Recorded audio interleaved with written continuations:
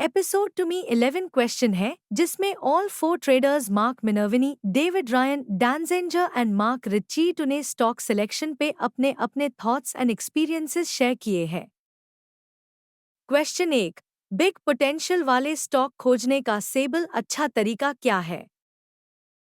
Minervini, मैं ये ज़रूरी समझता हूँ कि stocks strong relative price strength दिखाए, हाई अल्फा के साथ और लो स्टैंडर्ड डेविएशन से पहले कि मैं खरीदारी करूँ।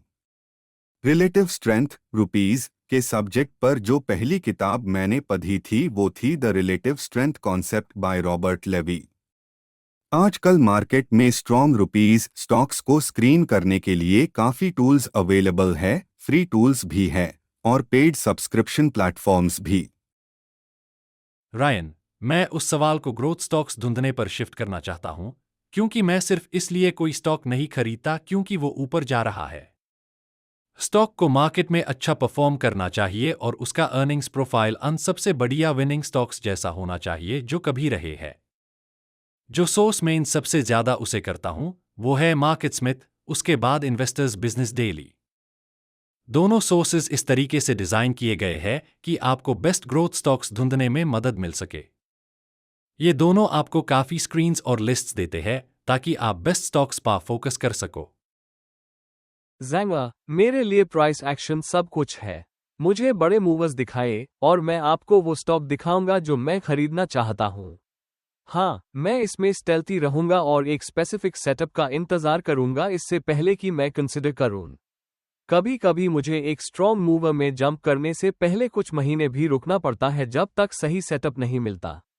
याद रखो, यह मोमेंटम स्टॉक्स बड़े टेम्परामेंटल होते हैं और अगर गलत टाइम पे खरीदा तो जैसे तेज ऊपर गए वैसे ही आपके अगेंस्ट भी जा सकते हैं। एक गलती जो मैं बार बार देखता हूं वो ये है कि नए ट्रेडर्स एक स्टॉक खरीद लेते हैं जो पहले ही $10 ऊपर है यूएस दिन। उनकी इमोशंस उन पे हावी हो जाती है और स्टॉक में जंप करने की इच्छा उन्हें ओवरवेल्म कर देती है। वो ये सोचकर पक्का विश्वास करते हैं कि स्टॉक अब सिर्फ स्ट्रैटोस्फीयर तक ही जाएगा अगले कुछ दिनों में।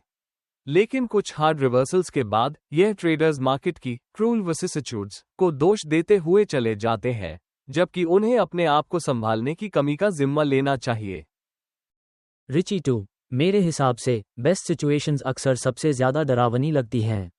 मतलब, इनका प्राइस रैपिड एडवांस कर चुका होता है और ये एक्सपेंसिव लगते हैं। रिलेटिव स्ट्रेंथ एक तरीका है ऐसे सिचुएशंस को ढूंढने का, जितनी हाई आरएस होगी यूटीएनआई बेटर।